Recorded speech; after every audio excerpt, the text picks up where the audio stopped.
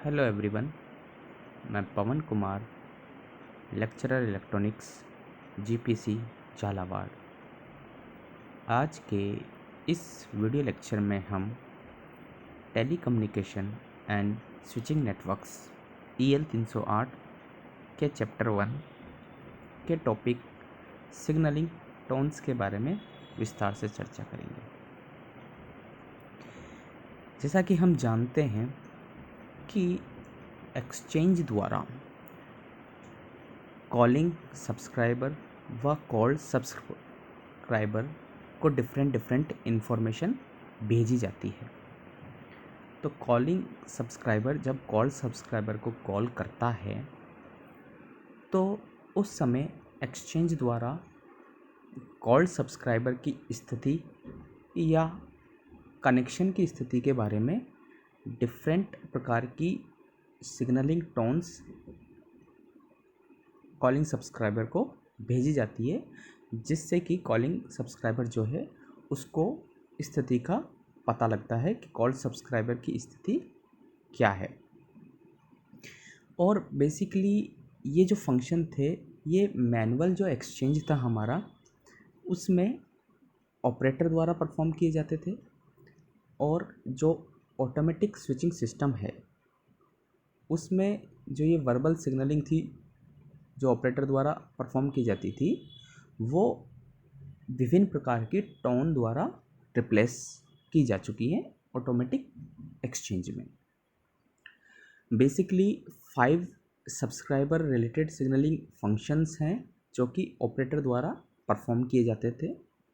पहला होता था कि कॉलिंग सब्सक्राइबर को रेस्पॉन्ड करना कि कॉल्ड जो पार्टी है उसका आइडेंटिफिकेशन किया जा चुका है, फर्स्ट।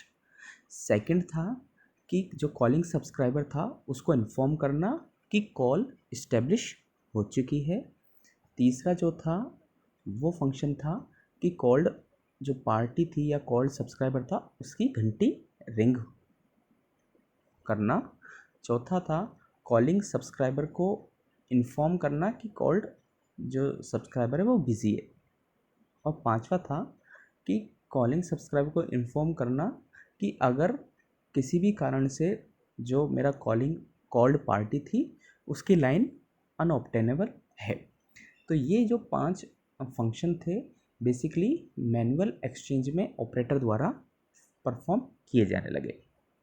जब हम ऑटोमेटिक एक्सचेंज में आए तो इन्हीं फंक्शनों के लिए डिफरेंट प्रकार की टोन इस्तेमाल होने लगी, जिससे कि कॉलिंग सब्सक्राइबर को पता लग सके।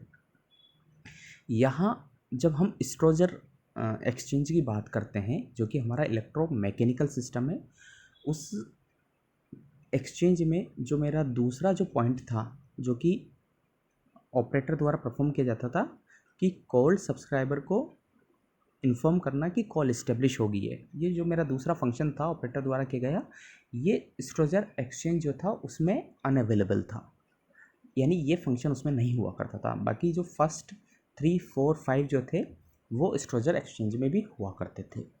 लेकिन जब मॉडर्न एक्सचेंज आए तो उनमें दूसरा जो फंक्शन था उसके लिए भी कॉल इन प्रोग्रेस और राउटिंग जो टोन थी उसका इस्तेमाल किया गया। और डिफरेंट वर्ल्ड की जो कंट्रीज़ हैं उनमें डिफरेंट तरीके की टोन यूज़ की जाती हैं।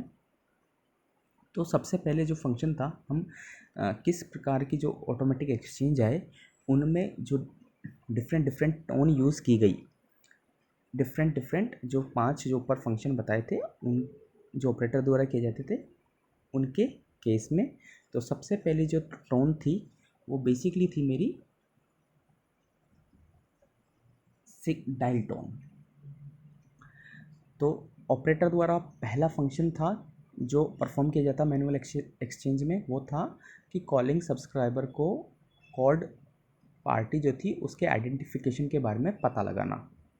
ये जो था वो डायल टोन के द्वारा ऑटोमेटिक एक्सचेंज में किया जाता है। तो बेसिकली डायल टोन जो है वो एक्सचेंज द्वारा कॉलिंग सब्सक्राइबर को भेजी जाती है। और ये जो टोन है ये इंडिकेट करती है कि जो एक्सचेंज है वो जो कॉलिंग सब्सक्राइबर है उससे कॉल प्राप्त करने के लिए रेडी है, या ये कह सकते हैं कि जो नंबर कॉलिंग सब्सक्राइबर मिलाएगा उसको वो एक्सेप्ट करने के लिए एक्सचेंज रेडी है। और जैसे ही बेसिकली जब सब्सक्राइबर जो है मेरा कॉलिंग सब्सक्राइबर जैसे ही वो फ़ोन का सेट उठाता है तो उसको जो आवाज़ सुनाई देती है वो बेसिकली वही डायल टोन होती है। अब किसी भी सब्सक्राइबर को नंबर डायल करने से पहले उसको डायल टोन सुननी ज़रूरी है। जब वो डायल टोन सुने उसके बाद ही वो नंबर मिलाए। अदरवाइज़ क्या होगा कि जो नंबर वो मिला रहा है उसकी कुछ जो डायल पल्सेस हैं वो एक्सचेंज द्वारा मिस हो जाएंगी, और वो जब मिस हो जाएंगी तो एक रॉन्ग नंबर के साथ भी उसका कनेक्शन हो सकता है कॉलिंग सब्सक्राइबर का। यानी कॉलिंग सब्सक्राइबर जो चाह रहा है उसके साथ उसका कांटेक्ट ना हो पाए अगर वो डायल टोन को बिना सुने ही नंबर डायल करता है। तो जनरली क्या होता है कि एक्सचेंज द्वारा जैसे ही कॉलिंग सब्सक्राइबर फ़ोन उठाता है उसको वो डायल टोन सुनाई देती है, यानी एक्सचेंज द्वारा नंबर उठाने से पहले ही वो डायल टोन कॉलिंग सब्सक्राइबर को भेजी जाती है। अदरवाइज़ कुछ सेकंड बाद भी वो भेजी जा सकती है एक्सचेंज द्वारा, पर नंबर डायल करना है किसी भी कॉलिंग सब्सक्राइबर को तो वो पहले उस डायल टोन को पूरी तरीके से सुने उसके बाद ही नंबर डायल करें। तो यहाँ जो डायल टोन है बेसिकली ये जो है ये 33 हर्ट्ज़ या 50 हर्ट्ज़ ये 400 हर्ट्ज़ का एक कंटिन्यूस सिग्नल है। तो मैं यहाँ देखूँगा कि ये जो डायल टोन है बेसिकली एक कंटिन्यूस सिग्नल है। इसकी फ्रिक्वेंसी जो हो सकती है वो 33 हर्ट्ज़, 50 हर्ट्ज़ और 400 हर्ट्ज़ की हो सकती है। ठीक है, नाउ नेक्स्ट है मेरी रिंग टोन। जब भी किसी कॉलिंग सब्सक्राइबर द्वारा कॉल पार्टी को कॉल किया जाता है तो जो एक्सचेंज है या एक्सचेंज का जो कंट्रोल इक्विपमेंट है बेसिकली वो जो कॉल्ड सब्सक्राइबर है उसको एक रिंगिंग करंट, उसके जो टेलीफोन सेट है उसको एक रिंगिंग करंट भेजता है। और ये जो रिंगिंग करंट है बेसिकली ये डबल रिंग पैटर्न रखता है। ठीक है, और उसी के कंपैरिजन में या उसी प्रकार की एक रिंगिंग टोन एक्सचेंज द्वारा कॉलिंग सब्सक्राइबर को भी भेजी जाती है। और जो कॉलिंग सब्सक्राइबर है बेसिकली उसको भी जो रिंगिंग टोन भेजी जाती है उसमें भी डबल रिंग का पैटर्न होता है। जैसे कि यहाँ मैं अगर बात करूँ तो बेसिकली डबल रिंग का पैटर्न की बात करूँ तो ये एक डबल रिंग पैटर्न है, फिर उसके बाद ये गैप है और उसके बाद फिर से ये एक डबल रिंग पैटर्न स्टार्ट होता है, फिर गैप आएगा और फिर डबल रिंग पैटर्न स्टार्ट होगा। तो इस तरीके का पैटर्न कॉलिंग सब्सक्राइबर को भेजा जाता है। अब यहाँ इधर जब मैं बात करूँगा रिंग टोन की तो यहाँ देखूँगा मैं कि जो मेरा ये डबल रिंग पैटर्न है बेसिकली ये एक डबल रिंग पैटर्न हो गया, ये एक डबल रिंग पैटर्न हो गया। तो यहाँ जो डबल रिंग पैटर्न है उस डबल रिंग पैटर्न के बीच में भी एक 0.2 सेकेंड का गैप है। ठीक है, और जो रिंग है बेसिकली उसकी जो ड्यूरेशन है ये जो एक रिंग ये होगी इसकी ड्यूरेशन 0.4 सेकेंड, फिर एक गैप आता है, फिर दूसरी जो रिंग आती है उसकी भी ड्यूरेशन 0.4 सेकेंड।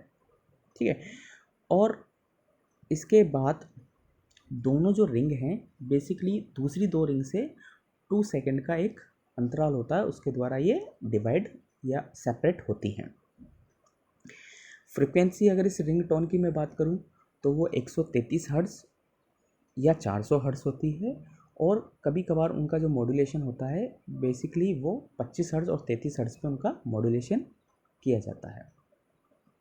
यहाँ सबसे इम्पोर्टेंट बात यह है कि रिंगिंग करंट और रिंगिंग टोन्स दोनों इंडिपेंडेंट क्वांटिटीज़ हैं। रिंगिंग टोन जो है वो एक्सचेंज द्वारा कॉलिंग सब्सक्राइबर को भेजी जाती है, और जो रिंगिंग करंट है वो एक्सचेंज द्वारा कॉल्ड सब्सक्राइबर को भेजी जाती है। नेक्स्ट जो मेरी टोन है वो होती है बिजी टोन। तो बिजी टोन के अगर मैं बारे में बात करूं तो बेसिकली बिजी टोन जो है वो एक 400 हर्ट्ज़ का एक सिग्नल होता है।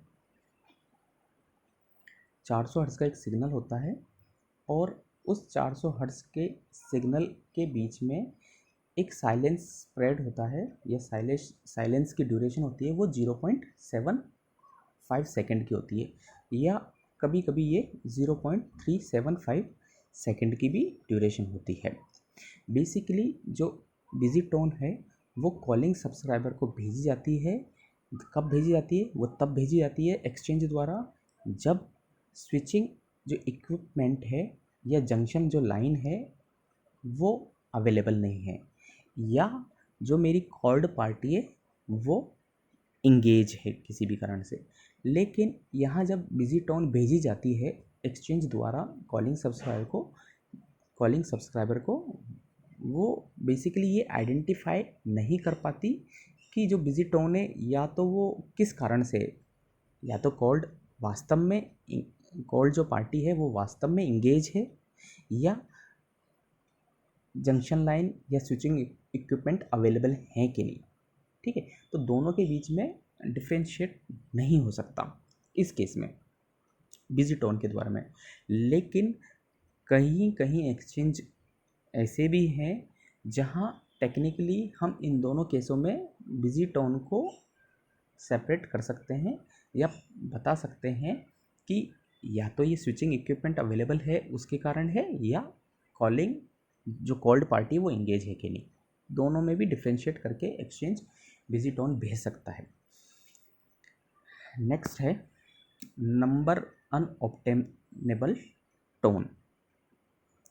बेसिकली नंबर अनऑब्टेनेबल टोन जो है वो 400 हर्ट्ज़ का एक कंटिन्यूस सिग्नल होता है। यहाँ हम देखेंगे तो ये कंटिन्यूस सिग्नल है जो कि 400 हर्ट्ज़ है जिसकी फ्रिक्वेंसी। बेसिकली ये जो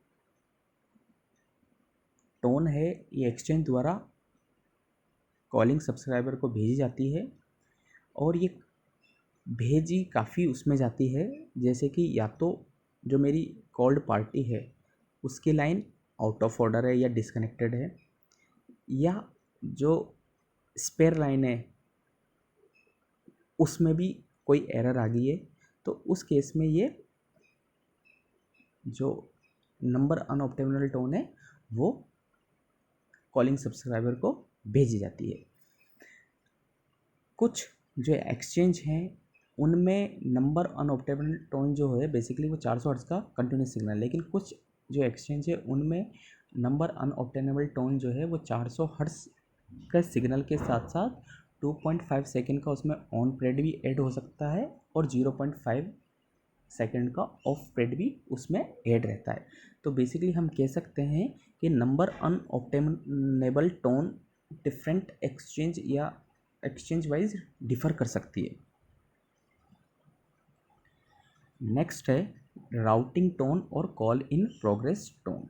जैसे कि हमने स्टार्टिंग में कहा था कि जो स्ट्रोजर जो सिस्टम था उसमें जो ऑपरेटर द्वारा सेकंड फंक्शन परफॉर्म किया जाता था वो था inform the calling subscriber that the call is being established. ठीक है, तो वो जो ऑपरेशन था वो स्ट्रोजर जो एक्सचेंज था उसमें नहीं था, लेकिन मॉडर्न एक्सचेंज में उसी ऑपरेशन को राउटिंग टोन या कॉल इन प्रोग्रेस टोन के द्वारा परफॉर्म किया जाता है। बेसिकली जो ये कॉल इन प्रोग्रेस टोन है ये 400 हर्ट्ज़ या 800 हर्ट्ज़ का एक इंटरमिटेंट पैटर्न होता है। इलेक्ट्रोमैकेनिकल सिस्टम में बेसिकली ये 800 हर्ट्ज़ का होता है जिसमें कि 50% ड्यूटी रेशियो और 0.5 सेकेंड का ऑन और ऑफ पीरियड होता है। डिजिटल एक्सचेंज की जब हम बात करते हैं तो उसमें 0.1 सेकेंड का ऑन ऑफ पीरियड होता है और 400 हर्ट्ज़ का ये सिग्नल होता है। और यहाँ जब जो मेरी कॉलिंग सब्सक्राइबर के द्वारा जो कॉल की गई है कॉल्ड पार्टी को, अगर वो जो कॉल है वो अगर डिफरेंट डिफरेंट एक्सचेंज के थ्रू पास होती है, तो ये भी हो सकता है कि डिफरेंट डिफरेंट एक्सचेंज के द्वारा पास होने पर डिफरेंट डिफरेंट एक्सचेंज द्वारा डिफरेंट डिफरेंट राउटिंग टोन या कॉल इन प्रोग्रेस टोन भी प्रोड्यूस की जाए।